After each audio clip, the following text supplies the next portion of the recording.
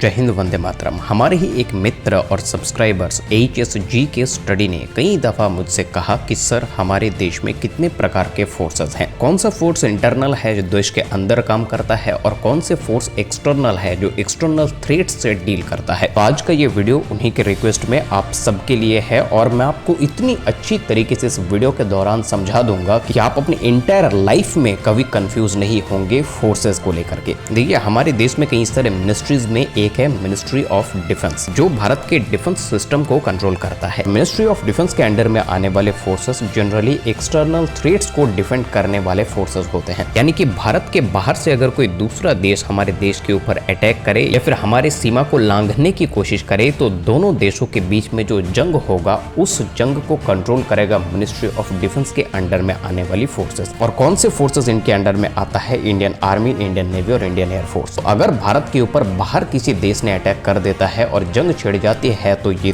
तीनों फोर्सेस ही जंग लड़ेगा। अब इनके अलग अलग स्पेशल फोर्स यूनिट भी है, जैसे कि इंडियन आर्मी के पैरा, नेवी के मार्कोस, एयरफोर्स के गरुड़, अलग अलग रेजिमेंट, कोर, स्क्वाड्रन इनके अंदर है। अब इंटरनल थ्रेट्स को हैंडल करने के लिए भी हमारे देश में फोर्सेस हैं। देश चलता है संविधान से और संविधान में कुछ लॉ एंड ऑर्डर है। इस देश के लॉ एंड ऑर्डर की रक्षा करने के लिए, इस देश के सिटीजन्स को सुरक्षा प्रदान करने के लिए भी इंडिया में फोर्सेस हैं। उनमें से प्रमुख है IPS यानी कि इंडियन पुलिस सर्विस। इनके अंडर में ये पूरा देश की पुलिस सर्विस काम करता है और पुलिस का काम होता है इस देश के लॉ एंड ऑर्डर की रक्षा करना, क्राइम को रोकना, इन्वेस्टिगेट करना, मुजरिम को पकड़ना और उसे कोर्ट तक पहुंचाना। मतलब देश की लोगों की सेफ्टी और सिक्योरिटी का ध्यान रखना पुलिस का काम है। पुलिस एक्चुअली हमारा बॉडीगार्ड है जो सरकार की ओर से नियुक्त किया गया है। पुलिस एक्चुअली जनता का नौकर है। वो एक अलग बात है कि हम अपनी पावर को नहीं जानते हैं, इसीलिए हम पुलिस से डरते हैं। लेकिन आपने कभी किसी वकील को पुलिस से अनावश्यक डरते हुए देखा है? वो नहीं डरेंगे क्योंकि उनको पता है कानून। और पुलिस का काम इसी भारत देश के भीतर ही पॉसिबल है,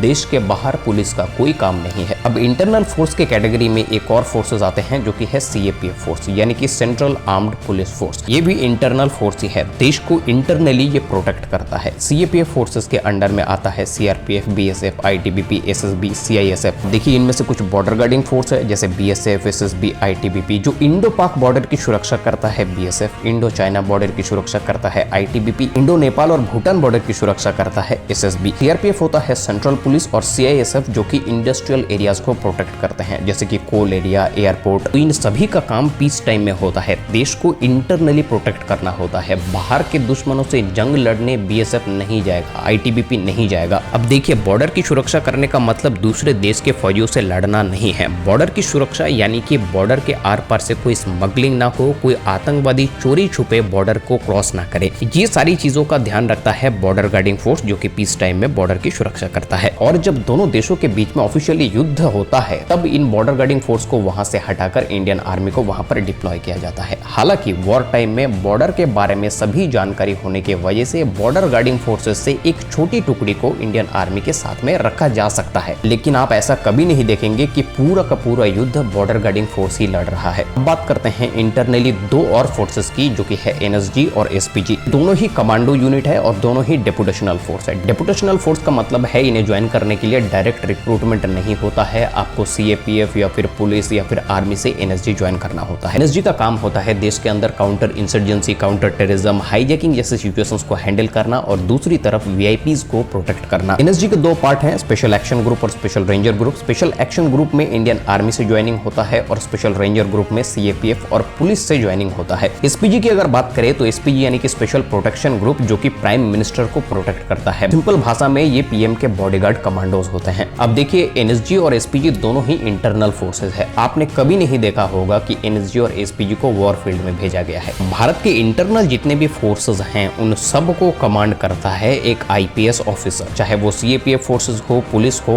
NSG हो, सबको कमांड करता है IPS ऑफिसर। आशा करता हूँ आप सबको समझ में आ गया होगा कि इंटरनल फोर्स क्या होता है और एक्सटर्नल फोर्स क्या है। मैं आशा करता हूँ आप कभी भी इन दोनों के बीच में और कंफ्यूज नहीं होंगे। वीडियो पसंद आने पर लाइक कीजिए, दोस्तों में शेयर कीजिए, सब्सक्राइब कीजिए AN डिफेंस यूट्यूब चैनल को। इसी तरह के डिफेंस रिलेटेड वीडियोस आगे देखने के लिए मिलता है आपसे अगले वीडियो में। तब तक के लिए जय हिंद, वंदे मातरम।